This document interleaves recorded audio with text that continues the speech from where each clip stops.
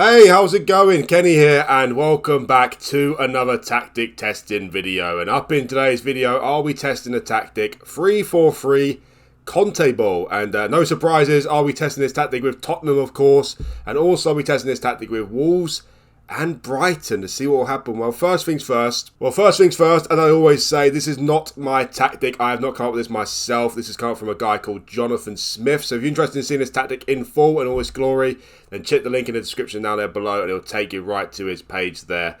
So yeah, first thing about this tactic is it's not really appealing to me too much, mainly because one thing that concerns me the most is this midfield here. As you can see, it'll be a 5-2-3 strikerless, as you see, three shadow strikers there. But the midfield really does concern me, with two deep line playmakers on support there. I just feel like there's not much going on in the midfield, to be honest. So, yeah, that really does concern me about this tactic. But we shall see what happens, I guess, as we go forward. Also, the mentality is attacking here. One thing I've noticed as well is there's lots of instructions going on here. Lots and lots of instructions. But attacking mentality, not much going on in the midfield. I guess we'll see what happens, I guess. But, yeah, very concerned about this one. Maybe the three centre-backs will help with the fact that there's not much going on in midfield. I don't know, to be honest with you. I think there's going to be goals in this system, especially with Tottenham. It should be. With Kane and Son there, and Kulusevski, of course. Should be goals. The wing-backs going forward as well. But I think the midfield area could be a real problem here for the Tottenham side, and, of course, Wolves and Brighton as well. But, well, without further ado, I'm going to go on holiday. I'm going to select use current match tactics, and let's see what happens here with Tottenham. Before we check out the results here for Tottenham, please remember, guys, that if you like this video, hit that like button for me. It'd really help this video get seen by more people. And also, it would let me know that this video is successful and to make more videos like this. And also, if you're new around here, hit that subscribe button as well. It would really help me out and it'd much appreciated as well. So let's get started with Tottenham then. Well, unfortunately, with Tottenham, it wasn't that successful. I also wouldn't say that it was a complete disaster. Definitely got something to work with here, but really, he was finishing 6th with Tottenham, 64 points.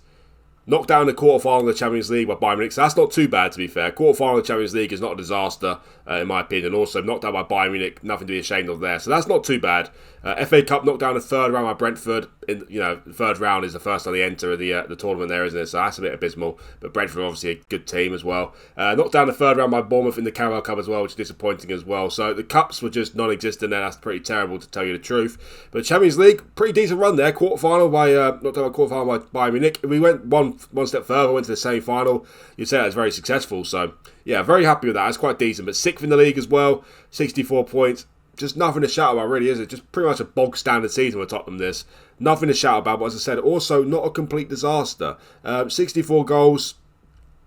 No Tottenham players there in the top goal scorers or the average rate. Got Son there with 12 assists, though, which is nice to see. Well, 18 wins, 10 draws, and 10 losses. 61 goals scored. So not that many goals scored. It is strikerless after all, but with Son and Kane in the team, probably expecting a little bit better than that, has to be said. 44 goals conceded as well. I'm a little bit surprised about that, because I was expecting a lot of goals conceded with the attacking mentality and not much going in the field, as I said. But it seems like, defensive-wise, not too bad. The only team who had a much better defensive record than Tottenham is Liverpool. Yeah, Liverpool were 28 goals conceded there, but after that, the rest of the teams were in the 40s. So, yeah, defensive-wise, not too bad with this tactic. But going forward, it looks like it could be a lot better. So maybe just tweaking the tactics a little bit, maybe put a striker up there instead of 3 shadow strikers might make a difference. I don't know, but all in all, nothing too special. Let's check out their home record first of all as well. Well, at home, won 14, drew 3, lost 2. Lost home to Leicester 3-0, which is shocking. Lost home to Liverpool 2-1 as well, which is nothing to be ashamed of. Drew 3 games, well, Palace, Leeds and Man United. So at home, pretty much a fortress there, but nothing sensational. Away from home is quite dismal, as you see here. 4 wins, 7 draws and 8 losses. So away from home, this tactic did not work out well at all. Let's check out some of the results here then. Well, it started off quite well, as you see here. The first 4 games, unbeaten. Drew away to Man United 1-1 in the first game of the season. Beat Arsenal 1-0 as well. So things were going really well at this point. Then the month of September, it really took a downward turn there. Lost to Brentford, lost to Leicester away as well. Couldn't beat Wolves. Beat Shakhtar 7-0 at home though, which is very, very nice, of course. Lost away to PSG. Had PSG in the group as well. And also October, lots of draws going on here. Nothing too sensational to talk about. Beat PSG 1-0 at home though, which is nice. Seems like the middle part of the season was just not sensational at all. But after the World Cup, things really started to take a turn for the better there. 5 wins on the bounce there in the league. That's really nice. Lost away to Man City 4-0 and ended the season really strongly as well. 4 wins on the bounce to secure 6th place. So all in all for Tottenham, as I said, just nothing sensational. You know, would you say Tottenham are the 6th best team in the Premier League currently in real life? probably around there, to be fair. 6th, 5th or 4th at best for Tottenham. So, yeah. Not too disastrous, but also nothing to shout about. But I reckon this tactic can be tweaked a little bit, and it could be perfect for Tottenham, I guess. It's called Conteball after all, so it should be perfect for Tottenham. Let's check out some of the players' results here. Well, best player of the season was Heung-min Son with 15 goals and 15 assists, which is nice, but for a player from his standard, you expect a little bit better than that, wouldn't you? You expect him to be in 20 goals plus, so not sensational there. Harry Kane as well with 26 goals in 49 games. Again, decent, but for a player of his standard, would you expect better from him? You know, just add 10 goals to each of them. And this season could be a whole lot different. So, a little bit disappointing there. Longley did quite well, centre back there. Same with Dyer as well. Kulusevski got 15 goals and 9 assists. So, all in all, looking at the face of it here, it looks like the team did quite well together. It's just finding the right balance with the tactic, I guess. Maybe, don't know. Maybe put a striker there like that. Not sure entirely, but it on the face of it, it looks like the tactic does work quite well for Tottenham. It just needs to be tweaked a little bit to try and find that winning formula. But 6th place of Tottenham is nothing to shout about too much, is it? But anyway, let's check out Wolves next. What will they do? Well, here we are with Wolves then, and if anything, I feel like this suits Wolves more than it does Tottenham. You know, his so-called Conteball. Moutinho and Neves are both two very good playmakers there, so that could really be a good midfield, those two together. And also, the wing-backs, very successful players, and also going forward, Wolves got some great forward options, haven't they? Some really good forward options. You just, unfortunately, just not hitting the gears in real life, are they? But defensively, though, about Wolves is where it really scares me. Why they got rid of Cody at the start of the season, I have no idea. It must be the Cody decision there, because that was just bizarre, to tell you the truth. Same with Willy Bolly as well. Their defence is looking horrendous, to tell you the truth.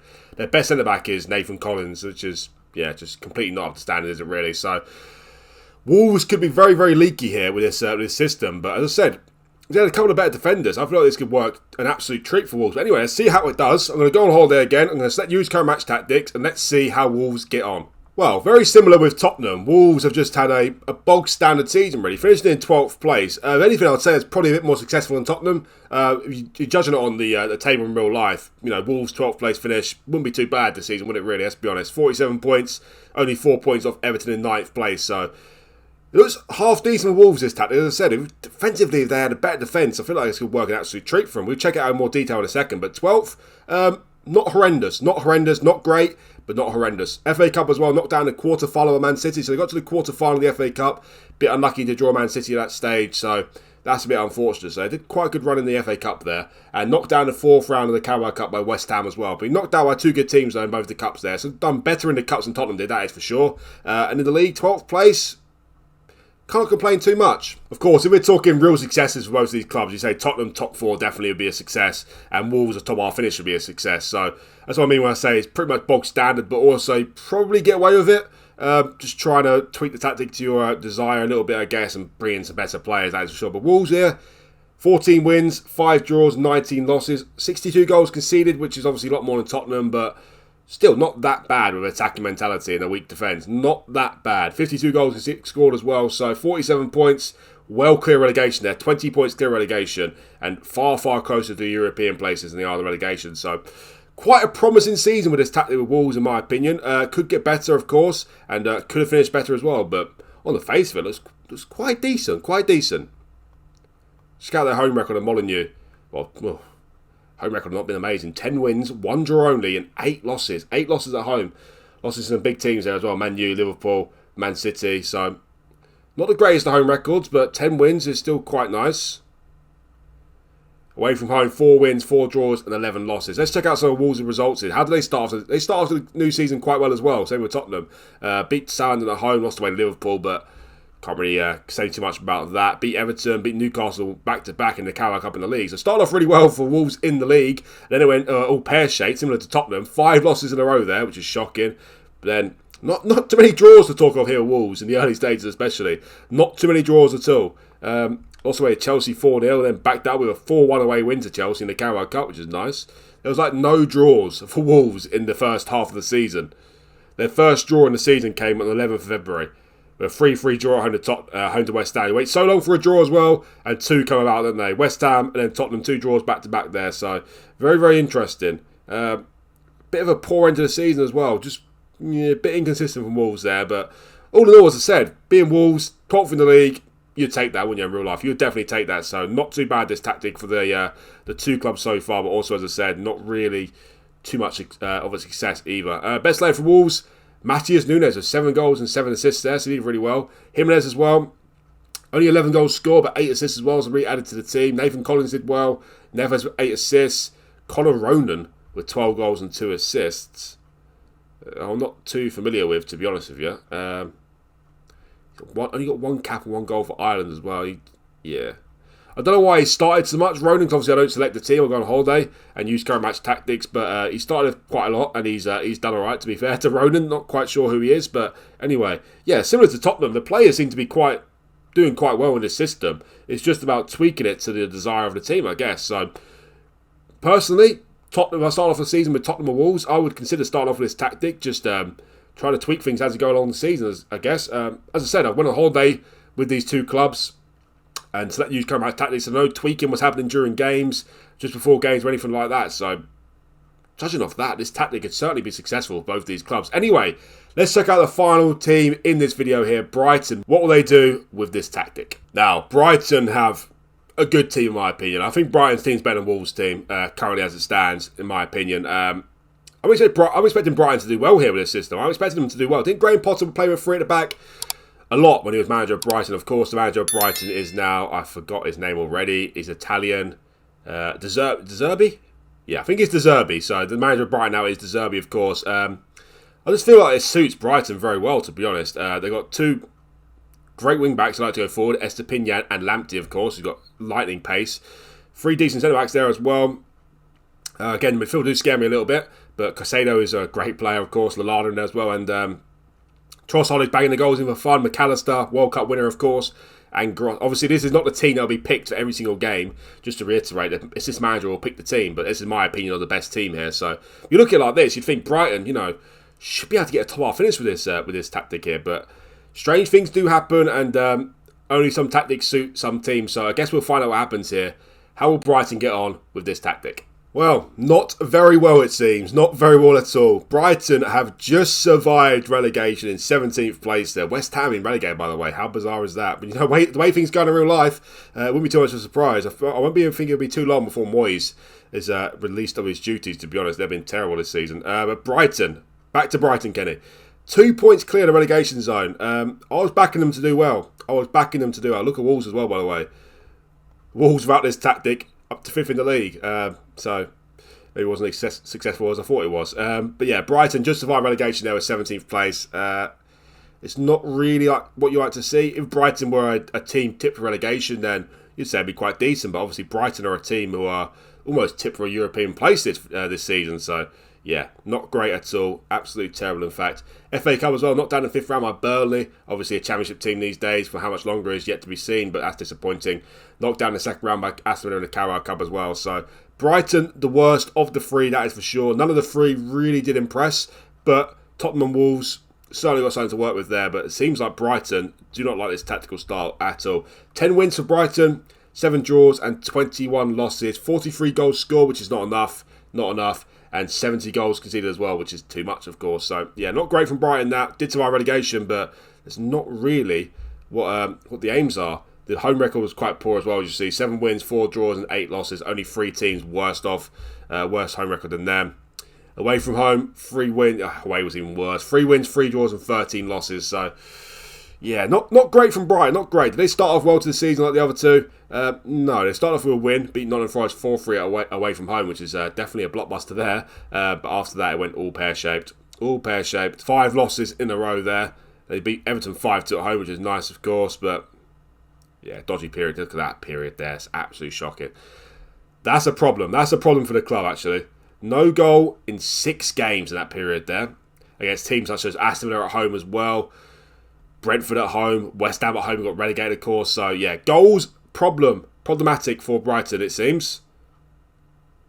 And it seems like their end to the season there, 2 wins out of the final 4 games, saved them in terms of being relegated. So, yeah, terrible from Brighton, absolutely terrible. Let's check out some of the players, though. Significantly less players in the green in terms of average rating for Brighton here, other than Wolves and Tottenham. But Dills had some decent performances. Lewis Dunk, best player of the season, apparently, with 7.07 there. McAllister did well. 15 goals and 5 assists. That's not bad at all, really, if you think about it. Van Hecker did well as centre-back as well. Sanchez was a good keeper for them. Going forward, have been let down, as you see here. Trossard with 10 goals and 5 assists. Not great from him. I think he's got more goals than that already this season, so not great. It's just, you can see where the problems lie already for Brighton, can't you? The lack of goals. McAllister chipped in well there with 15 goals, but McAllister and Trossard 15 goals and 10 goals, decent as little side shows, I guess you can say. We need a 20-goal striker there, or shadow striker, shall we say. So Brighton, and also you look at the rest of the contribution from the team. 15 goals from him, 10 from him, 7 from him, and the next one is 3. There's not many goals in the team at all, really. So that is definitely where the problems lie for Brighton. So maybe this tactic could work with Brighton if you sign a player who can really score goals. You think Trossard will be the man for you, but obviously not. He did not do too well in this system. So maybe Danny Welbeck. Where's Danny Welbeck? Well, Danny Welbeck didn't play any games, but he can play there competently as a shadow striker. So in all honesty, I was worried about this tactic at the start. I didn't think it would work out too well, but I'm quite surprised. Not that I think that it's been amazing, but I feel like it's definitely workable for all 3 of the clubs with slight tweaks, in my opinion. Brighton by far the worst, but even with Brighton, I feel like if you just add more goals to your team, one way or the other, certainly could work. With Tottenham and Wolves, certainly much more promising, but at the end of the day, not a massive success. But Conteball, it's definitely worth giving a go, in my opinion, but maybe not. Maybe it's not the best tactic out there. But anyway, guys, thank you very much for watching this video. Please remember, if you like the video, to hit that like button for me, and also if you're new around here, hit that subscribe button as well. It'd really help me out, and you much appreciate it as well. Thanks again for watching, and I'll see you for the next one.